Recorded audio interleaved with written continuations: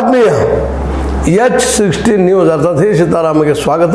ನಾನು ನಿಮ್ಮವ ಎಂ.ಐ. ಅಥವಾ ಮಲ್ಲಪ್ಪ ಜೋತ್ ಅವರು. ಆತ್ಮೀಯರೇ, CEC ಚೀಫ್ ಎಲೆಕ್ಷನ್ ಕಮಿಷನರ್ 19ಕ್ಕೆ ಮುಗಿದ ನಮ್ಮ ರಾಜೀವ್ ಕುಮಾರ್ ಅವ್ರದ್ದು.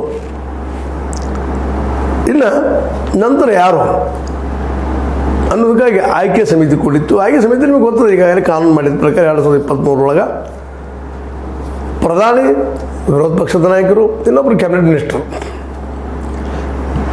ಆಲ್ರೆಡಿ ಕಾನೂನು ಮಾಡಿದ್ದಾರೆ ನಮ್ಮ ಮೋದಿಯವ್ರ ಸರ್ಕಾರ. ಅದ್ರ ಪ್ರಕಾರ ಅವ್ರೀಗ ಜ್ಞಾನೇಶ್ ಕುಮಾರ್ ಅನ್ನೋರನ್ನು, ಅವ್ರ ನಂತರದಲ್ಲಿ ಸೀನಿಯರ್ ಇದ್ದಂಥ ಜ್ಞಾನೇಶ್ ಕುಮಾರ್ ಅವ್ರನ್ನ ಚೀಫ್ ಎಲೆಕ್ಷನ್ ಕಮಿಷನ್ ಆಗಿ ಮೋಸ್ಟ್ಲಿ ಘೋಷಣೆ ಮಾಡಿದ್ದಾರೆ ಅನ್ನೋ ಸುದ್ದಿಗಳಿದ್ದಾವೆ. ಅದಕ್ಕೆ ಸಹಜವಾಗಿನ ನಮ್ಮ ರಾಹುಲ್ ಗಾಂಧಿ ಅವರು ವಿರೋಧ ಮಾಡಿದ್ದಾರೆ. ಆಲ್ರೆಡಿ ಸುಪ್ರೀಂ ಕೋರ್ಟ್ನಲ್ಲಿ ಕೇಸು ಹಾಕಿದ್ದಾರೆ.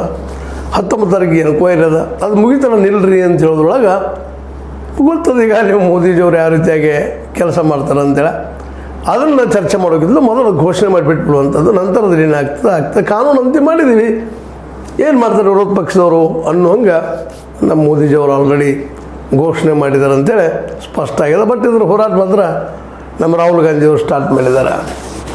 ಇಲ್ಲ, ಇಲ್ಲೇ ಕ್ಯಾಬಿನೆಟ್ ಮಿನಿಸ್ಟರ್ ಬದಲಾಗೆ ಇಲ್ಲೇ CJI chief justice of India ಇರಬೇಕು ಅಂದಾಗ ಮಾತ್ರ ಒಬ್ಬ ಯೋಗ್ಯ ಏನಪ್ಪ ಅಂದರೆ CEC ಚೀಫ್ ಎಲೆಕ್ಷನ್ ಕಮಿಷನ್ ಅವರು ಆಯ್ಕೆ ಮಾಡಲಿಕ್ಕೆ ಸಾಧ್ಯದ. ಏನಾಯ್ತು ಅಂತಂದ್ರೆ ಸರ್ಕಾರದ ಕೈಯಲ್ಲಿರುತ್ತಿರುವಂಥ ಒಂದು ವ್ಯಕ್ತಿ ಆಗಿಬಿಡ್ತಾರೆ ಅವರು. ಆಲ್ರೆಡಿ ಸುಪ್ರೀಂ ಕೋರ್ಟ್ ಹೇಳಿದೆ ಈ ಮಾತನ್ನು, ತನ್ನ ವ್ಯಾಖ್ಯಾನದಲ್ಲಿ ಹೇಳಿಬಿಟ್ಟದು. ಇಲ್ಲ, 3 ಜನ ಬೇಕಲ್ಲೇ, ಒಬ್ಬರು ಪ್ರಧಾನಿ, ಇನ್ನೊಬ್ಬರು ವಿರೋಧ ಪಕ್ಷ ನಾಯಕರು, ಇನ್ನೊಬ್ಬರು CJI ನ್ಯಾಯಾಲಯದೊಬ್ಬರು ಬೇಕಂತೇಳಿ ಅದನ್ನು ವಿರೋಧ ಮಾಡಿದರು ಸರ್ಕಾರದವರ. ಆದರೂ ಅದನ್ನು ಡಿಸಿಷನ್ ಕೊಟ್ಟಿದ್ದರು. ಆದರೆ ಹಿಂದಿನ ನಮ್ಮ CJI ಇದ್ದಂಥವ್ರು ಒಂದು ಹಾದಿ ಮಾಡಿಕೊಟ್ರು ಅವ್ರಿಗೆ, ನಿಮಗೆ ಬೇಕಾದ್ರೆ ನೀವು ಕಾಲು ತಿದ್ಕೋಬಹುದಪ್ಪ ಅಂತ.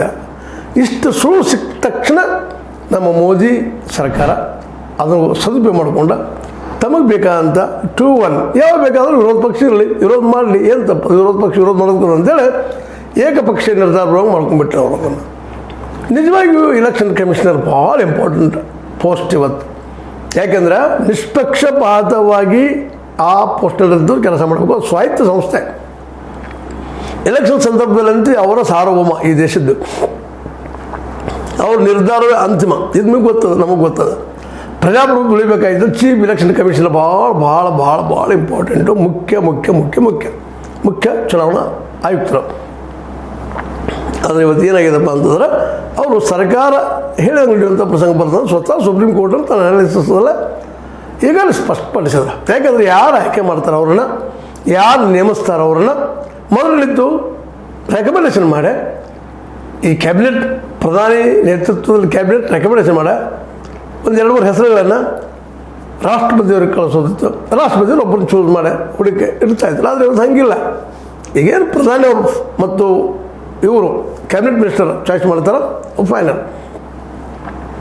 ಇಷ್ಟಿದ್ದು ಹಿಂದೆ ಎಲೆಕ್ಷನ್ ಕಮಿಷನರ್ ಅವರು ಸರ್ಕಾರಕ್ಕೆ ಬದ್ಧಾಗಿ ತಮ್ಮ ಕೆಲಸ ಮಾಡ್ತಾ ಬಂದಿದ್ದನ್ನು ನಾವು ನೋಡಿದ್ವಿ. ಅಂಥದ್ರಲ್ಲೇ ನೇರವಾಗಿ ಪ್ರಧಾನಿಯವರು ಕ್ಯಾಂಡಿಡೇಟ್ ಆದಾಗ ಎಂದಾದರೂ ಪ್ರಧಾನಿಯವರು ವಿರೋಧವಾಗಿ ನಿರ್ಧಾರಗಳನ್ನು ತೆಗೆದುಕೊಳ್ಳಕ್ಕೆ ಸಾಧ್ಯದನಾ? ಈಗ ನಾವು ನೋಡಿದ್ದೀವಿ. ಈ ಒಂದು ಮುಖ್ಯ ಈ ಲೋಕಸಭಾ ಎಲೆಕ್ಷನ್ದಲ್ಲಿ ಆಗಿರ್ಬೋದು, ಹೀಗಾಗಿರ್ಬೋದು ಅನ್ಬೋದು ಆಡಳಿತಾರೂಢ ಪಕ್ಷದವರು. ಇಲ್ಲ, ಗೆದ್ದಾಗ ಸಹಜವಾಗಿನ ಏನಪ್ಪ ಅಂತಂದ್ರೆ ವಿರೋಧ ಪಕ್ಷದ್ದು ವಿರೋಧ ಮಾಡೋದಿಲ್ಲ. ಇದನ್ನು ಸ್ವತಃ ಮಾತ್ರ EVM ನೆಪ ಹೇಳಿಕ್ಕೆ ಶುರು ಮಾಡ್ತದೆ ಅಂತೇಳಿ ಈಗಾಗಲೇ ಟೀಕೆ ಟಿಪ್ಪಣಿ ನಡೀತಾ ಇರ್ತಾವೆ ಆಡಳಿತಾರೂಢ ಪಕ್ಷದ್ದು ಮತ್ತು ವಿರೋಧ ಪಕ್ಷದ್ದು. ಬಟ್ ವಿರೋಧ ಪಕ್ಷದವ್ರು ಇವತ್ತು ವಾದ ಮಾಡೋದ್ರಲ್ಲಿ ಸತ್ಯದ. ಯಾಕಂದ್ರೆ ಪ್ರಜಾಪ್ರಭುತ್ವ ಈ ನಿಧಾನಕ್ಕೆ ಏನಾಗ್ತಾ ಇದೆಪ್ಪ ಅಂದ್ರೆ ಏಕ ವ್ಯಕ್ತಿ ಪ್ರಜಾಪ್ರಭುತ್ವ ಆಗ್ತಾಯಿದೆ. ಅಂದ್ರೆ ಇಂಡೈರೆಕ್ಟ್ ಡಿಕ್ಟೇಟರ್ಶಿಪ್ ಆಗ್ಲಿಕ್ಕತ್ತದ. ಯಾಕಂದ್ರೆ ಎಲೆಕ್ಷನ್ನ ಅತ್ಯಂತ ಇಂಪಾರ್ಟೆಂಟ್ ಪ್ರಜಾಪ್ರಭುತ್ವ ಉಳಿದಕ್ಕೆ. ಅದು ಎಷ್ಟು ನಿಷ್ಪಕ್ಷಪಾತವಾಗಿರ್ತದೆ, ಪಾರದರ್ಶಕವಾಗಿರ್ತದೆ, ಅಷ್ಟು ಪ್ರಮಾಣದಲ್ಲಿ ಜನ ತಮ್ಮ ನಾಯಕರನ್ನು ಆಯ್ಕೆ ಮಾಡ್ಕೊಳ್ಳಿಕ್ಕೆ ಸಾಧ್ಯ. ಇಲ್ಲಾಂದ್ರೆ ಇಲ್ಲೇ ಸರ್ಕಾರದ ಹಸ್ತಕ್ಷೇಪ ಆಗುವಂಥ ಭಾಳಷ್ಟು ಅವಕಾಶಗಳಿದ್ದಾವೆ, ಈಗೆಲ್ಲ ಆಗಿದ್ದಾವೆ ಅಂತೇಳಿ ವಿರೋಧ ಪಕ್ಷಗಳು ಆರೋಪ ಮಾಡ್ತಾ ಇದ್ದಾರೆ. ಈಗ ಉದಾಹರಣೆಗೆ ಹರಿಯಾಣ ಆಗಿರ್ಬೋದು, ಹರಿಯಾಣ ಎಲೆಕ್ಷನ್ದಲ್ಲೂ ಗದ್ದಾಗಿದೆ. ಈ ಕೇಸ್ ಸುಪ್ರೀಂ ಕೋರ್ಟ್ನಲ್ಲ. ಅದೇ ಕಾಲಕ್ಕೆ ಈ ಒಂದು ಮಹಾರಾಷ್ಟ್ರದಲ್ಲೂ ಆಗಿದೆ.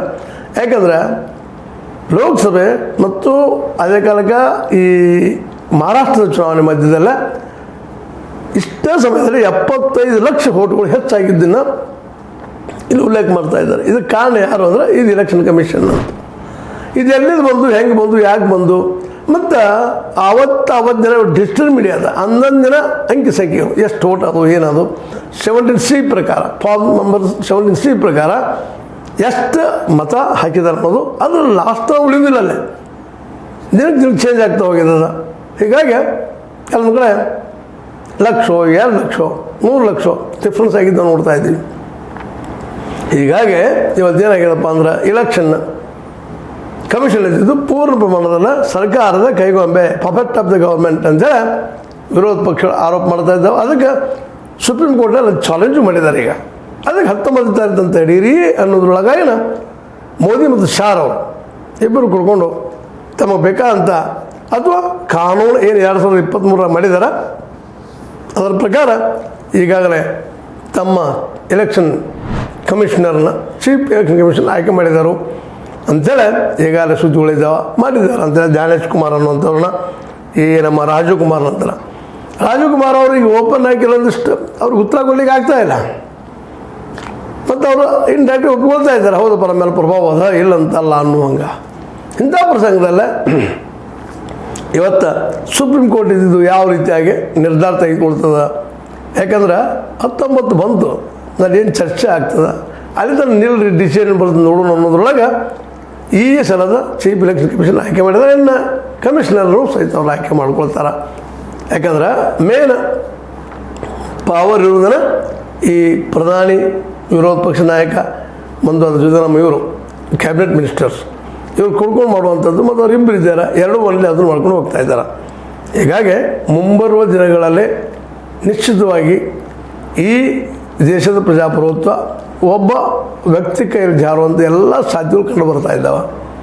ಅದಕ್ಕಾಗಿ ಈಗಾದರೂ ನಮ್ಮ ಸುಪ್ರೀಂ ಕೋರ್ಟ್ ಇದ್ದಿದ್ದು ಇದಕ್ಕೇನಾದರೂ ತಡೆ ಹಾಕ್ಬೋದಾ, ಇದು ನಿಲ್ಲಿಸ್ಬೋದಾ, ಈ ಕ್ಯಾಬಿನೆಟ್ ಮಿನಿಸ್ಟರ್ನ ಬದಲಾಗಿ chief justice of India CJI ಅವರು ನೇಮಿಸ್ಬೋದಾ, ಇವೆಲ್ಲವೂ ಈಗ ಒಂದು ಚರ್ಚಾ ವಿಷಯ ಆಗಿದ್ದಾವೆ ನಾಡಿನ ತುಂಬ, ದೇಶದ ತುಂಬ. ಅದಕ್ಕೆ ಉತ್ತರ ಇಷ್ಟರಲ್ಲೇ ಬರೋ ಸಾಧ್ಯತೆಗಳು ಇದ್ದಾವೆ. ಅದೇನೋ ಆಗಲಿ, ಒಟ್ಟಿನಲ್ಲ ಈ ಒಂದು ಆಯ್ಕೆ, ಈ ಸಲದ ಆಯ್ಕೆ ಪ್ರಧಾನಿ ಪರ ಅಥವಾ ಸರ್ಕಾರದ ಪರ ಇರುತ್ತಿರುವಂಥ ವ್ಯಕ್ತಿ ಮತ್ತೊಮ್ಮೆ ಚೀಫ್ ಜಸ್ಟಿಸ್ ಆಫ್ ಇಂಡಿಯಾ ಅಲ್ಲ, ಚೀಫ್ ಎಲೆಕ್ಷನ್ ಕಮಿಷನರ್ ಆಗ್ತಾ ಇದ್ದಾರೆ. ಚೀಫ್ ಜಸ್ಟಿಸ್ ಆಫ್ ಇಂಡಿಯಾ ಅವ್ರನ್ನ ಇದರಲ್ಲಿ ಹಾಕ್ತಾರಾ ಇಲ್ಲವ ಅನ್ನುವಂಥದ್ದು ಮೋಸ್ಟ್ಲಿ ಕಾನೂನು ಇರೋದರಿಂದ ಕಾನೂನು ಏನು ಹೇಳ್ತದೆ ಅದನ್ನು ಸುಪ್ರೀಂ ಕೋರ್ಟ್ ಚೀಫ್ ಜಸ್ಟಿಸ್ ಮಾಡಬೇಕಾಗ್ತದೆ. ಅದು ಮೋಸ್ಟ್ಲಿ ಸರ್ಕಾರದ ಪರಿಣಾಮ ಬೀಳ್ಬೋದು ಡಿಸಿಷನ್ ಅಂತೇಳಿ.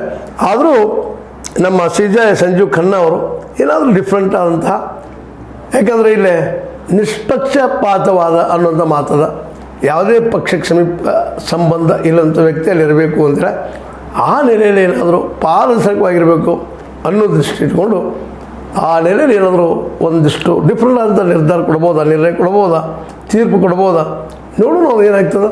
ಈಗ ಮಾತ್ರ ನಮ್ಮ ಚೀಫ್ ಎಲೆಕ್ಷನ್ ಕಮಿಷನರ್ ಅವರು ಜ್ಞಾನೇಶ್ ಕುಮಾರ್ ಅಂತೇಳಿ ಕೇಳಿ ಬರ್ತಾ ಇದೆ.